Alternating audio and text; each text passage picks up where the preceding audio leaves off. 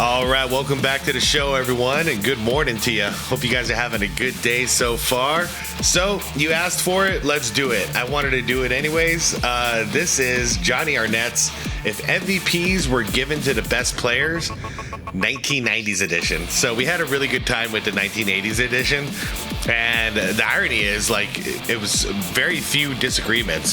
So, Johnny pretty much nailed it, because a lot of us, we couldn't really think of anything that was like outlandish that he was saying. So I'm looking forward to the 90s because this is really another case of Jordan fatigue.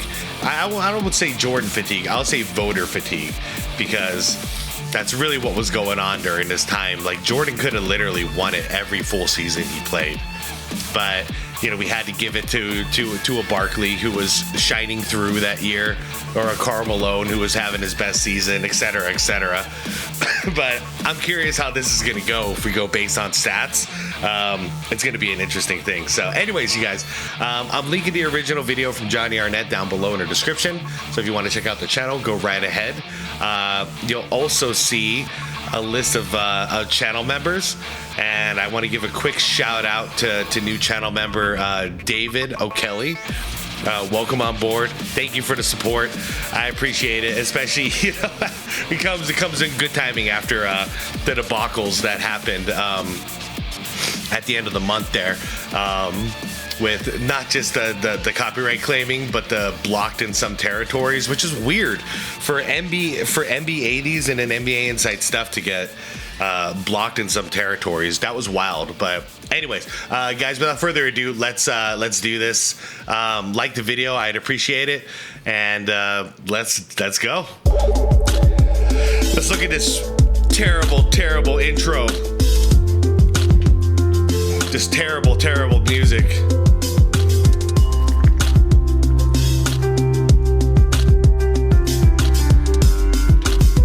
Y'all know I'm kidding.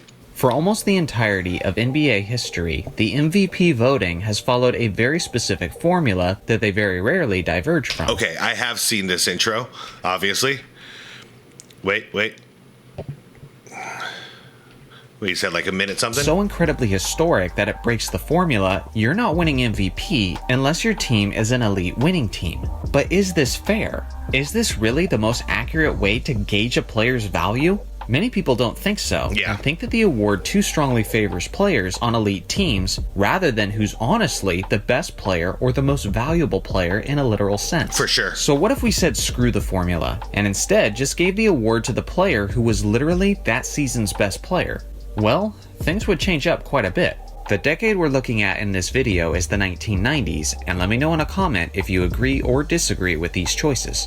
Yeah, I didn't know that was the rules until, I guess I did early on, but I didn't quite understand it. I thought the league was kind of like anti-Jordan in the 80s.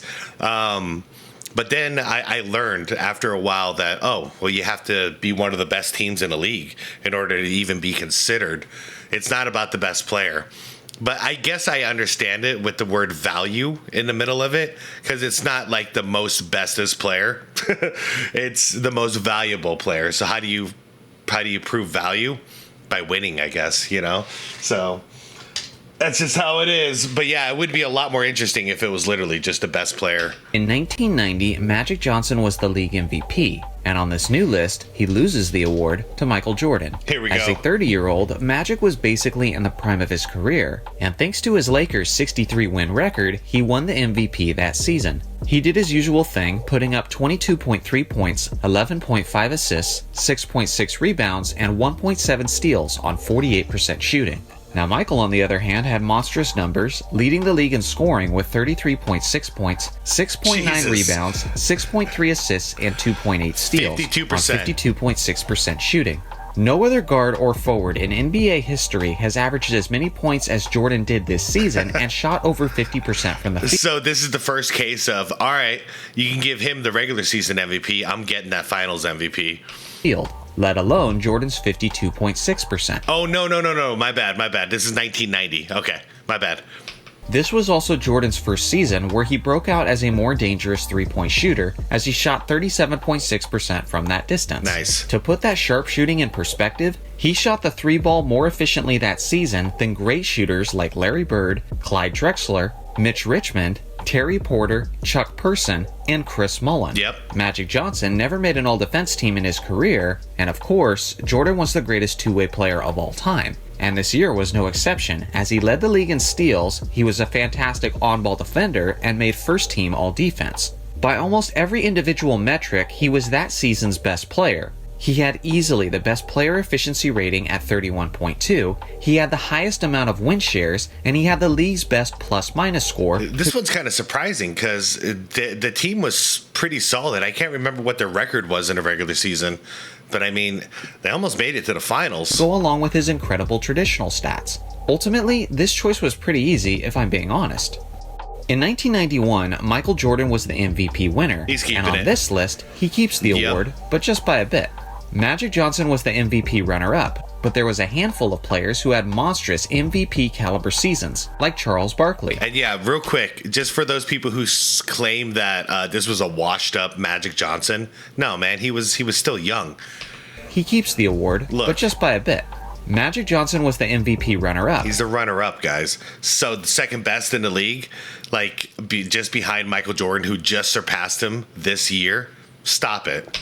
But there was a handful of players who had monstrous MVP caliber seasons, like Charles Barkley, Karl Malone, Patrick Ewing, Hakeem Olajuwon, and David Robinson. Robinson specifically is the one that came the closest to overthrowing Jordan. Obviously, if we included the postseason, it wouldn't be close, as Jordan dominated the playoffs, won the championship, and the finals MVP. But since it was just the regular season, the Admiral made it close, as he was first team all-defense while leading the league in rebounds. Yeah. He put up 25.6 points, 13 rebounds, 1.5 steals, and 3.9 blocks. Yeah, prime Admirals. He was special, man. He was my favorite center until Shaq came around. I'm not gonna lie, and then also Hakeem. It was a good time for centers, man. 55.2% shooting. Compare that to Jordan, who led the league in scoring, putting up 31.5 points, 6 rebounds, 5.5 assists, 2.7 steals, and 1 block on 54% shooting. Jeez. Both guys dominated on each end. They had almost identical true shooting percentages. The shooting percentage always blows my mind for MJ. And Jordan had a significantly better player efficiency rating, so he ever so slightly keeps his edge. If you hate Michael Jordan, you're really not going to like this video because the theme continues for a bit. In 1992, MJ was the MVP winner, and he definitely keeps the award. I'll make this one quick, but he was universally recognized as the league's best player at this point. For sure. He was the best defender at his position, making first team all defense, and he had strong averages of 30, 6, 6, and 2 steals on 52% shooting. Clyde Drexler was that season's runner-up, but he wasn't nearly the defender that MJ was, and his stat line was nice, but it wasn't nearly as impressive. I would probably rank Robinson as the runner-up this season under this new format, but with that being said, MJ was still clearly on another level. In 1993, Charles Barkley was the MVP winner, and now he loses the award to, big surprise, Michael Jordan. Yeah, see, at this point, it was voter fatigue. They're like, man, we can't just keep giving him MVPs over and over again, right? We gotta throw a bone to someone else. Okay, but Chuck did put up good numbers, so I'm looking forward to seeing this. Call it voter fatigue, call it best player on the best team, call it whatever you want. The reality. Also, to be fair, the Suns were the best team that year. Actually, just a quick side tidbit. I read an article the other day, and Danny Ainge, who was on the Suns team, he was okay. So Danny Ainge was on the '92 Blazers team that the Bulls beat, and then the next year he's on the '93 Suns team that the Bulls beat. And he had a cool line in there where he said basically something along the lines of, in '92 with the Blazers, we knew we lost to the better team. In '93, we were the better team. And he was like, '93 will never sit right with me because we should have won. We were the better team easily. And that's what I've been saying for 30 years at this point or whatever. And that's the case. The Suns were by far the best team in the league. And that's really the main reason why Chuck got the MVP, is because just a year prior, we were a really good team. We weren't the best team. You had Charles. We had the best record in the league. I understand why they did it, but it doesn't mean he was the best player.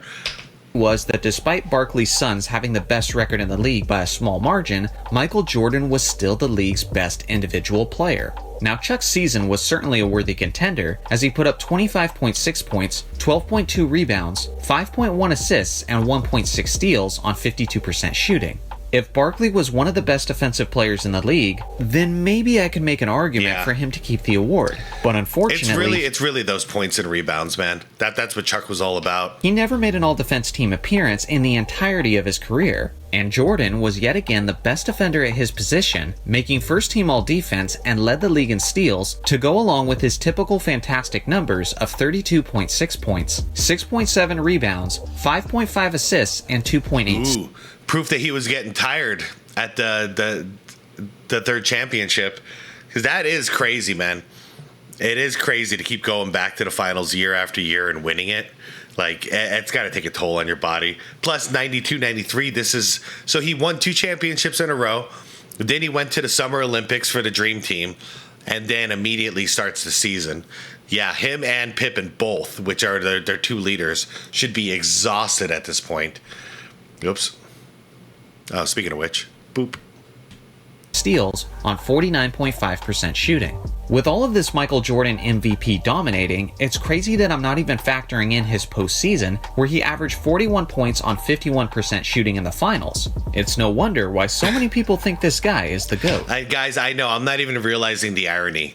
Yeah, we're talking about the 93 finals again. I was zoned in on the basketball stuff. Yeah, it's another video with, I know. Guys, I know.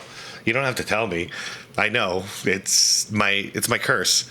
It's my curse. Because outside of this, I'm really enjoying being a basketball reactor or whatever the hell I am. But this is my punishment for having fun. Now, thank God, Michael Jordan is off playing baseball. No. Give him the 94 MVP. Get at least a little bit interesting again.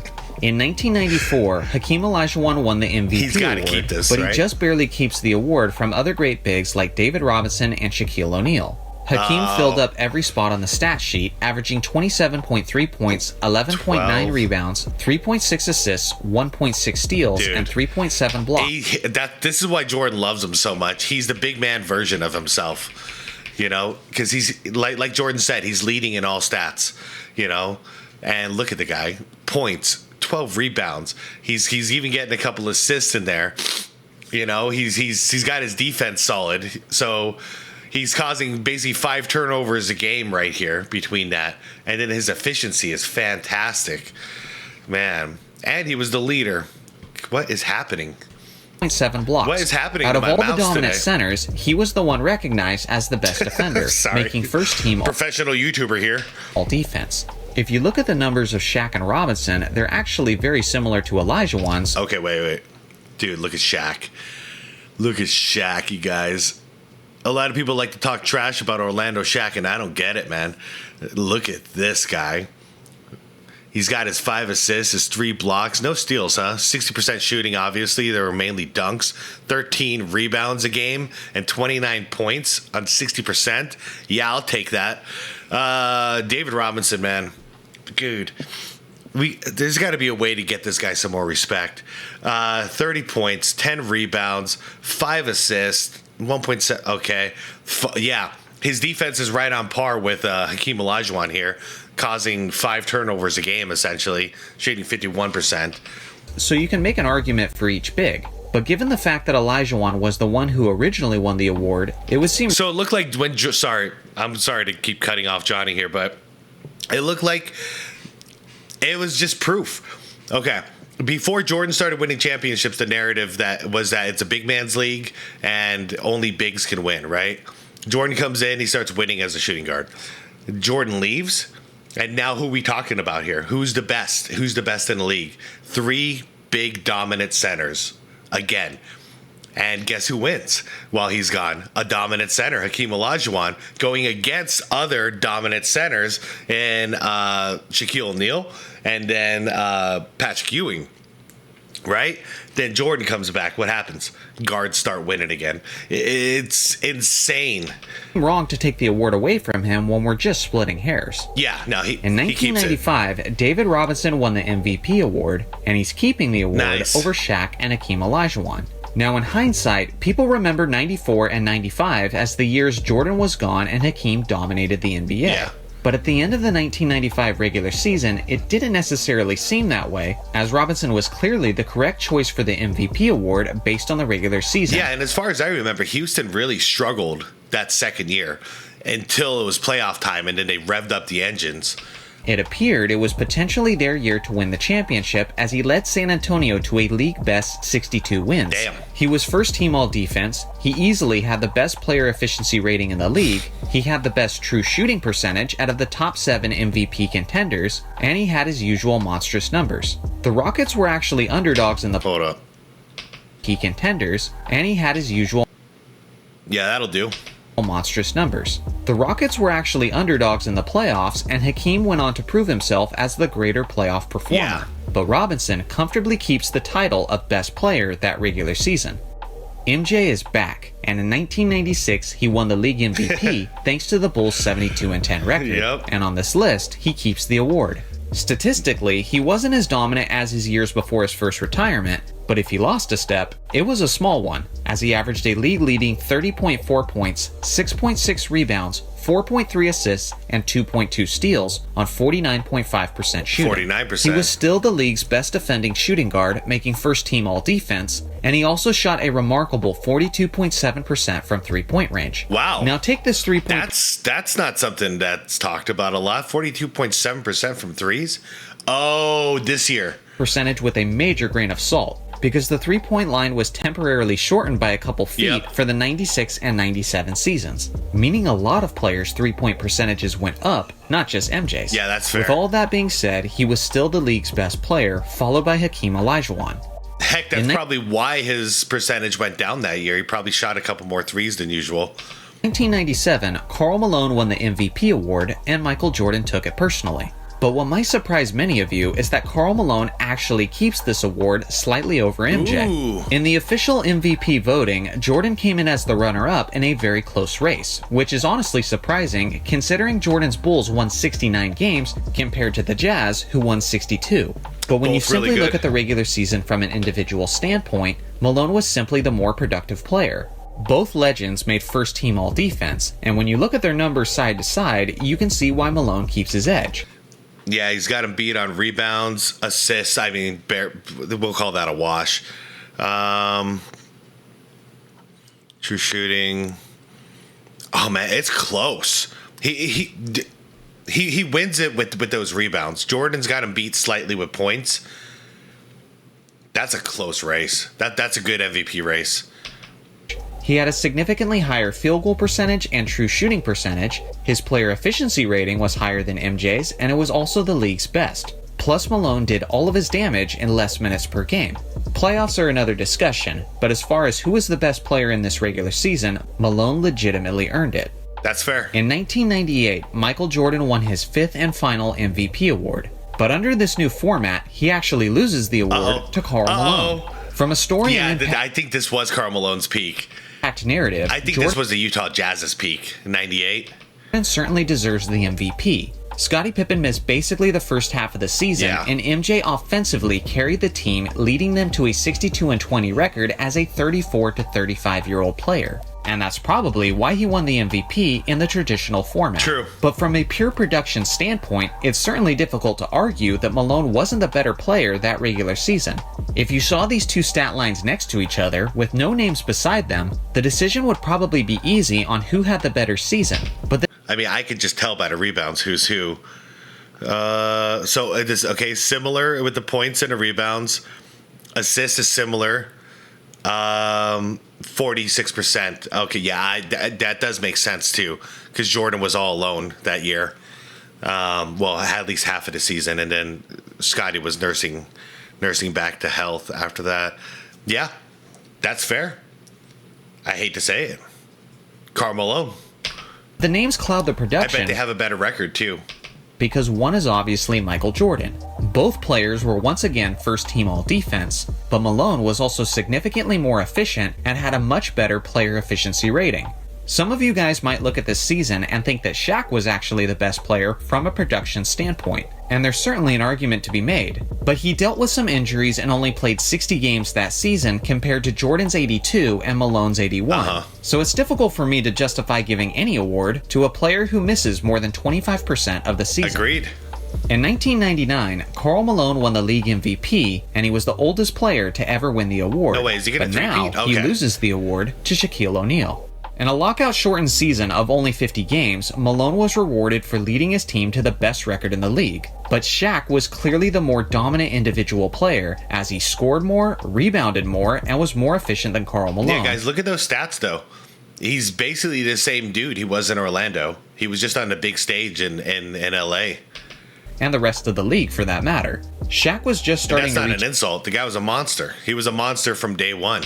his prime and easily had the best PER that season. What makes his numbers even more impressive was the fact that 1999 was the lowest scoring season since the 1950s, as teams only averaged 91.6 points per game. So the fact that Shaq put up 26.3 points and 10.7 rebounds with such limited opportunities is pretty remarkable. Do you agree with the list? Let me know in the comments section That went which by years fast. you think I got right and which ones you think I got wrong. Thanks for watching as always. Make sure to like and subscribe for more basketball content, and I'll see you guys in the next video. I mean, I can't. First of all, great video. I can't argue with the logic here. I mean, if we're just going off of statistics and, you know, that's basically it. Yeah, man, you pretty much nailed it. Because like the Karl Malone thing, it's if he's scoring 27 points a game, but he's doubling Michael Jordan in rebounds, you know, and Jordan's getting 29 or 30 points a game, I can't really argue with that. Because he wasn't sliding in any other category. Plus, Karl Malone is incredibly underrated. He played both sides of the game very, very, very, very tough. I think a main reason why he doesn't get the respect is, one, he didn't win a championship. He was 0 for 2 0 for 3 in the finals. Is that right? I think he was 0 for 3 in the finals. So, not the best look. But for those of us who watched his whole career, we know this guy was an absolute monster.